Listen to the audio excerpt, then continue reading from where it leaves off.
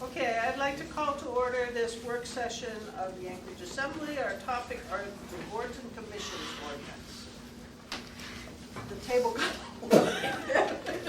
My subject was so much more interesting. All right, let's go. Harriet's coming back. You got nobody left, do you? Yes.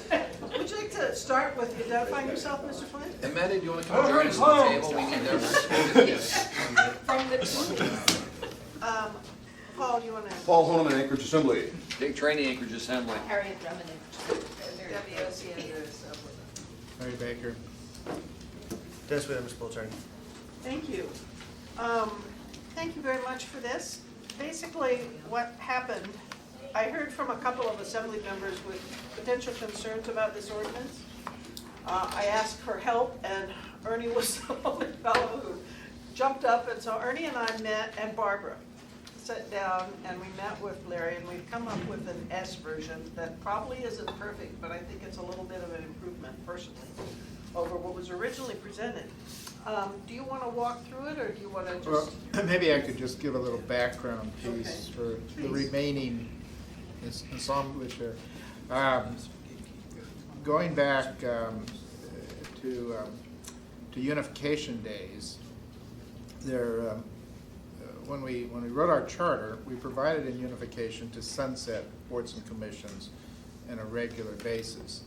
A few years ago, the sunset provisions were taken out of the ordinance,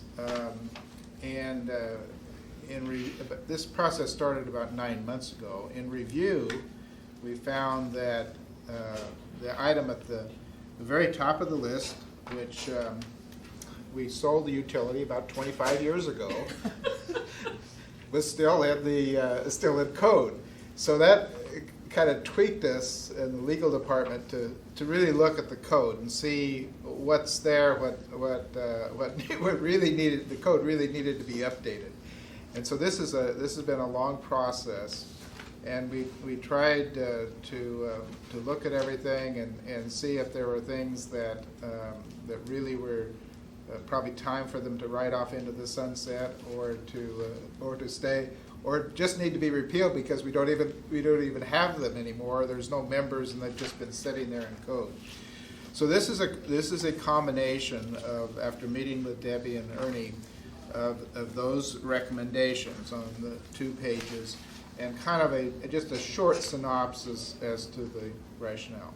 And we're joined by Ms. Johnston. Go ahead, Pat. Madam Chair, I apologize I wasn't able to join you in this endeavor. I'm a little bit busy these days, so Understood. availability for extra homework has been diminished. 2 things, I actually did spend a little bit of time reviewing it at your request, and the 2 things that come rise to the fore with me. One is, it would be helpful for me, at least, to be able to take the recommendation that we eliminate the Mountain View Community Recreation Center Advisory Commission to the Community Council and get their input prior to eliminating it. I don't mean we should hold up this entire ordinance. I'm not averse to getting rid of it, but. Well, if I could respond, my recommendation that this is not sacrosanct. And you will notice throughout the code, or throughout the proposed ordinances, there are some of these are the recommendations for repeal. But there are some on there that it's questionable whether or not that they should be retained or stay on, and we put a sunset provision on those. Right. So if you want, if you'd rather not repeal this one, you could put a date on it. That's what I was going to suggest. Patrick, if you look at page 15 and 16, Yeah. I'd suggest you maybe look at that and try to craft something that puts a sunset date on it, and rather than repeal, if that's what you prefer. Madam Chair? Is that? Mr. Actually, at the top Leon? of page 17, we had originally looked at just sunsetting it in October. If some member of the Flynn wanted to, he could revive that paragraph F and put a sunset date to it, or use the one that's there, and that would give time to go to the community council, or go to the community, or not sunset it at all. Right. And basically, all we did was look at, the collective wisdom of people in the room, and we certainly have moved up. Sure, and I don't question your wisdom, just to, you know, the sort of thing where Sure. I don't want to Understood. take that back to my. No, I understand. neighborhood. The whole rationale was the difficulty staffing and that the other rec centers didn't have this. Is Okay, this is the only one, it's the only one that has it. no, not the one of two that's operated by a third party as opposed to the municipality. This Alright. one northeast, whereas Is Fairview's? Fairview and Spenard are operated by the city. Correct. All right, well, all right, be that as it may. The only other comment I had, just sort of in general, Madam Chair, is in section 14 on the last page, 36, sort of gets to this. Which page are you on, Patrick? Page 36, Page 30. line, the end, the back. Okay,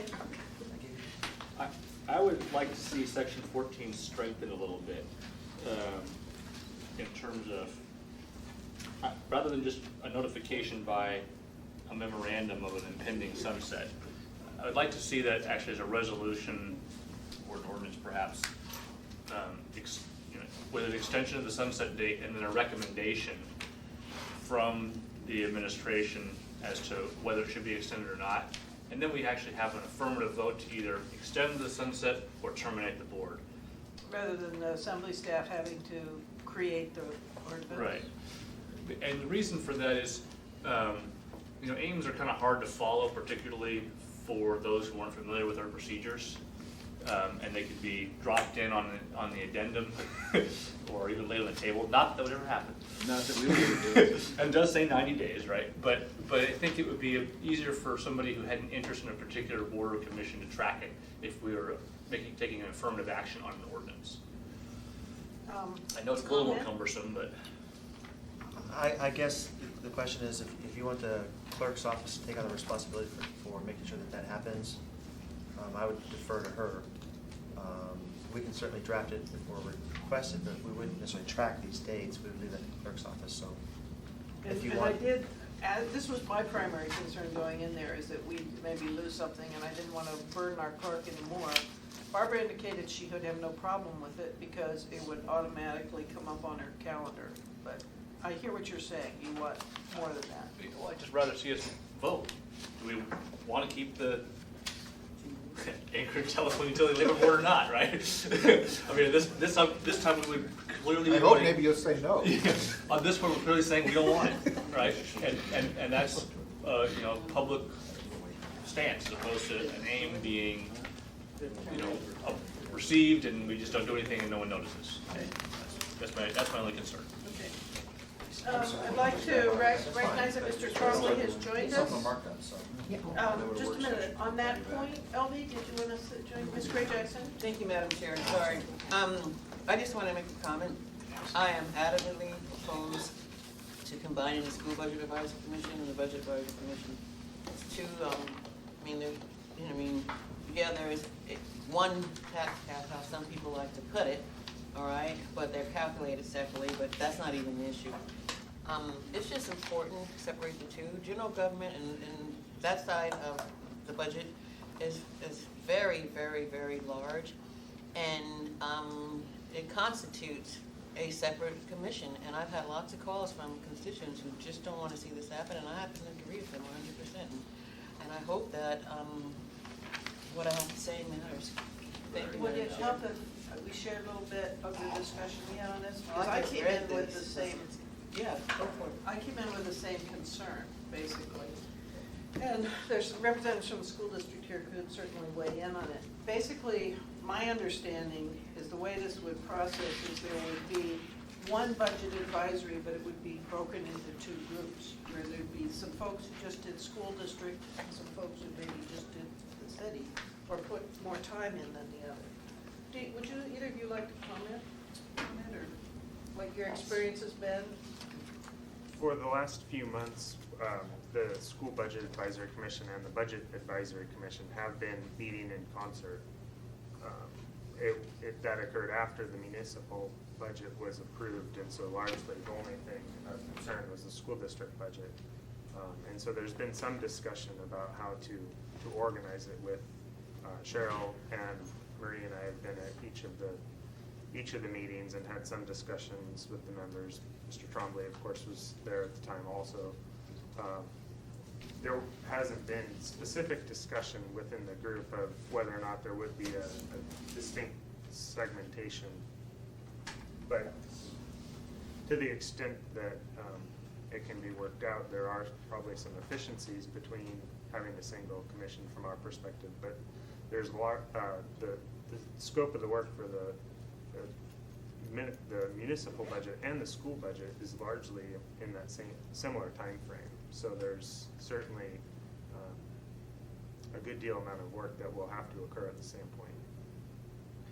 Madam Chair, if I may. So in other words, are you saying that the school district agrees with this? I'm not trying to put words into your mouth, but I don't want to hear it. We will be prepared to work with either situation. The School Budget Advisory Commission has worked very well for us in the past. We're open to moving in this direction if this is how it proceeds. But Is this your preference? To put it bluntly, is this your preference? I would defer to the superintendent for. Good answer. Madam Chair. We did put at least a couple of their proposed amendments in there, though. And the other thing I should mention in this, we took Carol sent over some, after she saw the draft ordinance, she sent over some suggestions, and we incorporated those into this.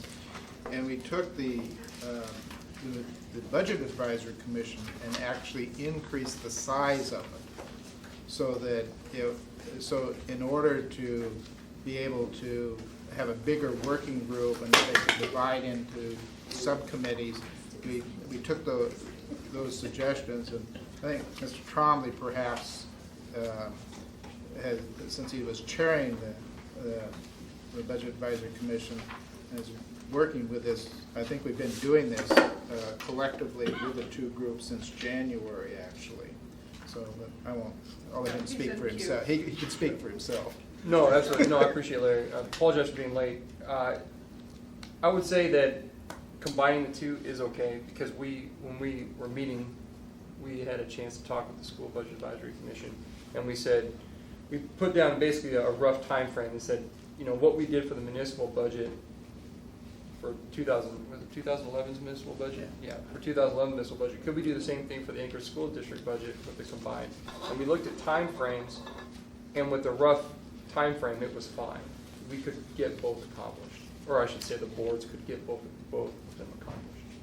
And so I'm supporting combining the two, especially since we're increasing the number. Ms. Drummond and then Ms. Johnston. Thank you. I'm curious as to this recommendations page. It says this is a relatively new commission, referring to the school budget. It seems to me it was in existence when I got elected to the school board in 1994. How is that? It was modified, period. When We under changed Mayor, it. under Mayor Begich, basically it shifted in responsibility to include workforce development, and it was no longer specifically a budget, school district budget. Okay. And so I actually in committee talked about how much I liked it before it came a workforce. Remember when Lynn Hammond was on it in particular, Yeah. and Bob Right. Green, Right. they worked on it. Then it modified, and so basically this is just, that's accurate, but there used to be one that was different before that. All right. Well, I'm real concerned that we're going to be adding a huge amount of work to the individual commissioners. Yeah, we may be increasing the number of commissioners, but we're also doubling the amount of understanding and work that they will have to do. And we have a hard enough time getting quorum now on many of these commissions. This seems like a pretty significant addition of responsibilities for volunteers. Anything else? Ms. Johnson? This year, when your commission got more involved in the school district commission, and as a budget advisory commission, you were working with Cheryl Fresca most of the time in monthly meetings. And then when you switched part of that interest or started working with the school board advisory commission, was Cheryl still involved? I mean, in other words, what I'm trying to see is, are we getting the benefits of coordinating the budgets between the municipality and the school district? Are we tying up more staff or less staff by combining them.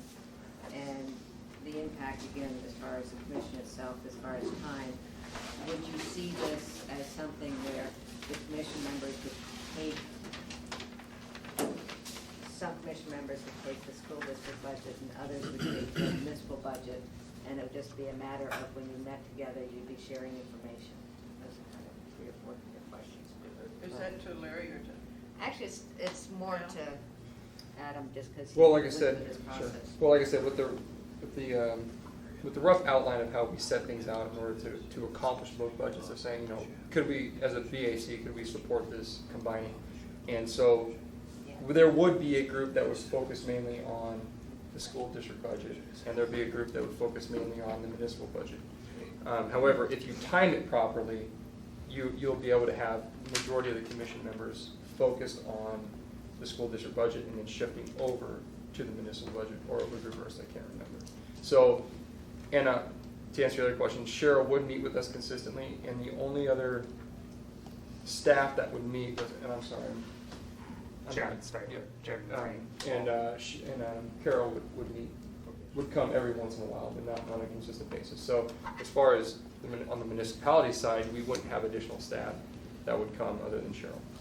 And I'm sorry, one other section was to answer the question of additional workload. It should also be stated that there is a personal responsibility aspect of this, saying that if you're going to want to be on these commissions, then you're going to know prior that this is going to be my workload. And so if you know that you can't handle the workload, then you shouldn't be on the commission. And so it's not like you're thrown into this commission, all of a sudden you realize your workload. You should know your workload prior to being on the commission. And I had one other question, then massive question, was does this add to the communication and the workability between the municipality and the school district by having one, and I guess this would be sort of the Larry and you, but is this another process besides just the assembly and the school board and the mayor and the superintendent? Does this keep that measure? Well, I think that as we discussed it with the commissioners since January, and as they began this process and saw the benefit of understanding the total financial impact of the municipality, that was a real advantage to the commissioners, and they weren't looking at things in silos, because you had one group over here doing this and you had another group over here doing this, and so that, and we had 2 staff people. We had one person, a staff person assigned to the School Budget Advisory Commission. We had one, and Cheryl was assigned to the BAC. So it kind of brought everything in focus, expanding the size of the commission, and then the commissioners have an overall, because we get one tax bill, and the commissioners then understand the total picture. You still have the floor. My experience on the finance committee and also on the school district committee, and with these advisory commissions, particularly when I was first on the assembly, and there was a lot of problem as far as getting forms. At one point, I know the BAC wasn't fully, they didn't have the full number of members on it. There hadn't been the appointments. And both committees at that time were kind of, when I would go to their meeting, were struggling what their purpose was. And I think that aspect has been clarified more in the last year or two as far as the purpose of the BAC and the budget advice. And so I think I can see this working, and you can get your forms because commission members are coming and they know they have a purpose and they're understanding that purpose and they're prepared to work. And that's just my editorial comment. Mr. Flynn. Yeah, I'm gonna leave, Madam Chair. By the way, I can't find this on the agenda. Is it on our agenda for next week? It's on the following, it's 2 weeks in the 20th. And we put it out because we knew there'd be issues. Okay, so, I guess, when you finalize the S version, if the body is willing to give me a little bit of leeway, I'd appreciate reinstating the October 2011 sunset date for the Mountain View Recreation Advisory Commission. I'll take it upon myself to get in touch with the Community Council and report back to the Assembly. And then just interesting discussion on whether we combine the budget advisory commissions or not. It seems to me if we're gonna have one group focusing more on one and one on the other, leaving them separated in code might be a good thing to do, but I'm sure we'll work through it. Thank you. Ms. Great Jackson. Thank you, Madam Chair. Just to respond to Ms. Johnston's comment about members struggling, trying to figure out what they're supposed to do. They always struggle until they receive some guidance from either administration or the assembly, which I did when I was chair of the Budget and Finance Committee. And I also want to know, so there are 9 BAC members. Are there 9 SBAC members? Yes. And how often does the BAC meet? I know that the SBAC, I know that the BAC meets once a month, but how often does the They both used to meet once a month. They both meet once a month? However, like Debbie said, they kind of changed their direction a few years ago, and they dropped. I remember all that. Yeah. So then, But they didn't meet on it. They sometimes then, because they changed that direction after the budget, they just. Right. And then, are you having recruitment issues with either board? Oh, we have a lot of names. People aren't specific. I mean, there's a lot of people that have applied for commissions, but sometimes when you tell them which one it is, they say, well, I can't give that much time. So it just depends on the person. You know, there's a lot of. No, when I asked about recruitment issues, not boards and commissions overall, these 2 particular boards, are you having recruitment issues with getting folks to? I don't think so, Elvie. Yeah. I mean, I couldn't tell you specifically that we have Right. anybody standing in line. Right, so I mean, right now, both, There are all the seats there's vacancies on both currently. A lot, or a few, or what? I don't remember. Okay, thank you, Madam Chair. Maybe you could get that for us. Sure, I can tell you how many vacancies there are. Okay, but, I'm sorry, were you in line, No. Harriet? Okay, go ahead, Mr. Oderman. Thank you, Madam Chair. A thought occurred, if we're, I think I'd be probably more amenable to a merging, if you will. I see that the code is stating that they're appointed by the mayor, confirmed by the assembly, but if it's gonna be a school district advisory commission, if it's merging together, it seems to me that I don't know that, maybe this is a legal question, can we, since there's a school board, a superintendent, the mayor, and the assembly, and we're gonna merge the 2, is there some way we can write it in the code, if it would be an appropriate legal step for the school board to have some representing authority? For instance, could they appoint 3 of the members or 4 of the members? I mean, I don't know, that doesn't seem like it's built into this code, section of the code, to have some sort of voice. Because it seems like to me, if it's just strictly a mayoral appointee, it may be okay under this mayor, but maybe not under the next mayor, that maybe the school district. I can address that, Debbie. That's the reason that there's 3-year terms for each person. Right. And for all boards and commissions. They're all appointed by the mayor, confirmed by the assembly, so it's a third, and a third. So the mayor has currently been in office for nearly 2 years. So 2/3 of the appointments have been appointed by him. There's still a third from the prior administration. And that follows, and that's the way that our charter and our code was set up, so that there's always overlap. Well, I get that. I guess what I'm saying is the current school board advisory commission, who's appointed that board? It's appointed by the mayor, confirmed by the assembly, like all other The boards and school board commissions. advisory commission? Yes. They're all the same, all the boards and commissions, that's the way it's written into the charter. Mr. Trini. Page 25, line 36, let's see, page 25 to 36. Americans with Disabilities Act Advisory Commission. Are we having trouble getting people to volunteer for that organization? Yes. Because I brought that committee back twice from being extinct. And I will move to keep this thing going because it gives us a lot of information for writing laws relative to people with disabilities. I want their input on that. And so we're having problems. I'll put the message out to the disabled community. That'd be great. And how many volunteers we can get. Absolutely. But I'll be working to change And any member, and I'll. page 26. You know, I'll reiterate that to all assembly members. You know, we have it on the website, we put it in the newsletters and everything. But if you hear members in your community that want to serve, there's plenty of opportunity, because we have 500 volunteers through these 50 boards and commissions.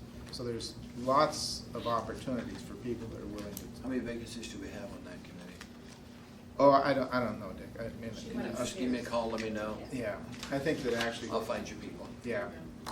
The other thing we discussed when we met informally was, Larry checked with all the department heads to see what kind of staff support, how many hours it took to support them, and if the department heads felt that there was something valuable coming. And so that was factored in too. And I have some of that information here to give specifics. Yeah, when we started this process, not only did we find that the code was out of date, but we asked the staff, the department heads, to tell us how much time and energy and money it takes to staff these. And we made some recommendations. Some not just meet quarterly now, some meet semi-annually, some meet, because at the time we were spending $250,000 a year on staff support time for all of the boards and commissions. And so we tried to look at that and say, well, are they just, they're not making quorums? If we decrease the frequency, well, maybe we can be more effective and more efficient and still deliver a work product. So, pretty extensive. Thank you. I think Ms. Jackson maybe has the information, but Ms. Gray Jackson, Thank you, you want to Madam go Chair. first? I just want to make one comment in terms of the community and boards and commissions. And in my opinion, besides community councils, boards and commissions is the avenue for our community to participate in government. It's probably the biggest one. What's in the chart? You know, well, I know that. Yeah. I know it's in the charter. Yeah. But it's their avenue to participate in government. And so I think, you know, the fact that it costs $250,000, and nobody wants to save money more than I do, frankly. You can't put a cost on, you know, an avenue for our citizens. No, I just offer that for information. No, I know that, Yeah. but I just wanted to make the statement, you can't put a cost on the avenue for our citizens to participate in. We get that question a lot, is how much does it cost? Well, so we didn't know. No, I appreciate because the hearing. Heritage Land Bank, for example, spends 14.5 hours a month on their commission. Some spend 7 hours, some spend 4 hours, some spend 2 hours. So we just went through and we did a complete analysis by every department head so that we could answer that question when it's asked. Great, thank you very much. Thank you, Madam Chair. Thank you. Ms. Jackson, do you have information about current vacancies in boards and commissions? There's been some questions. Yes, I do, Madam Chair. The Budget Advisory Commission is a 9-member board, and there's currently 1 opening. And on the School Budget Advisory Commission, it's a 9-member commission, and there are currently 5 openings. I would add that I believe these have not been readily filled with the idea that they might be combining the two, and then you wouldn't have to have this huge board with 18 members to pare down. And might I be allowed to make one other comment, please? Sure, go ahead. Okay, I would like the commission to, or the assembly to know, when I send out the notices to tell people that they have been appointed and to come before the assembly for their confirmation, I attach to that email the exact wording for that board or commission from the municipal code, so they know exactly why they were established and what it is they're supposed to do. Thank you. And then Mr. Trini had a question about, what's the name of it again, Mr. Trini? Americans with Disabilities Act Advisory Commission. In terms of numbers? Yes. It has 1 opening, and it's a commission of 7. Any other questions for Ms. Jackson? I'm just setting up disabled communities as we speak. Ms. Gray Jackson? Yeah, then and Mr. I don't know, thank you, Madam Chair, that's why I'm about to ask the question. Is there any federal regulation that says that communities must have an ADA commission that we know of? Well, that's a question I asked both Mr. Wheeler and Mr. Baker on all of these to let us know if there's anything mandated. Yeah, and that one. And they did review. Yeah. Thank you, Madam Chair. Go ahead. For Ms. Jackson, I have frequently gone to the boards and commissions page on the website trying to find out who is on a particular board or commission. And frequently, there is no listing at all. The board or commission might be listed, but the membership is not found anywhere, or it's not a live link. I believe, as I recall, if you click on the board or commission, it comes up with a list of the current members. And that's not consistent throughout the list of boards and commissions. And I'd like Some to, are and some aren't. I'd like to ask that be consistent. And if there are openings, that's where they should be listed. It should say, here are the 5 current members and there are 2 openings, or whatever the, If you go to the section on the website where it lists the board and commission, a little paragraph, what it's about, who the community staffer is, you are correct, some of those, they do not have a website. But if you go to the section that says board and commission members, there is a list of members for every board and commission. And I will take 100% responsibility for that and tell you, no, it is not up to date. But it's not because I have not been trying to get to it, and I invite you to come look at my desk. thank you. Go ahead, Mr. Trini. Who do they need to call if they want to volunteer? What's a good phone number for you? 343-7115. Okay. All right. Any other questions or concerns on this? Oh, Mr. Wheeler, go ahead. I just have comments on some things, just to point them out to you, since the resolution I just finished this morning. Okay. Even though you're listed as a sponsor, you haven't. I have not read it. Sounds right. So in all fairness, I'd like to draw attention to a couple of things. One, on the BAC, we had talked about if it's going to be a joint board, that maybe there ought to be some joint share of the expense of supporting that body. So if you look on page 8, line 9, I added some language in there that may or may not be acceptable to the sponsors or the assembly. And that is that the municipality and the school district shall equally provide sufficient staff assistance as needed. So that's Okay, just that's worth new. drawing attention to. And then we had talked about subcommittees, and although boards and commissions can form subcommittees without specific direction, I did add in on the next page at lines 4 and 5 that we in effect acknowledge and fully expect that they would form subcommittees as needed. So to give them the added impetus to do that, maybe a subcommittee specific for the school district budget, another specific for the municipal budget. So that's page 9, line 4 and 5. Right. So there'd be a separate subcommittee for the school district. And Thank you. then on pages 12 and 13, we addressed the ex officio membership on the Historic Preservation Commission because it was confusing the way it was written. Okay. And it's confusing to try to read this the way I had to edit it, but basically the 3 members are Community Development, Real Estate Department, and the state SHPO. Clear that up, and then the at-large Historic District membership at the bottom, change that as we discussed. Okay. And then if you look at page 17, we talked about making the Parks and Recreation Commission more obviously an Anchorage Park and Rec Service Area Commission. Because it's supposed to serve the municipal I board. wonder where that came from. Don't clue. So I Put tried the to, areas in Anchorage that don't participate in the park and recreation, they don't pay taxes for it on the No. hillside? well, it's coextensive with Just the thought Parks I'd and Rec ask. Service Area It's a boundaries, very so, small area. yeah. But it does It exist. does exist. Right. And we are aware of it. Thank you, Mr. Green. Thank you for that. Anything else, Mr. Wheeler? Yes, I've got a few more. Let me just quickly hit them. Let's see here.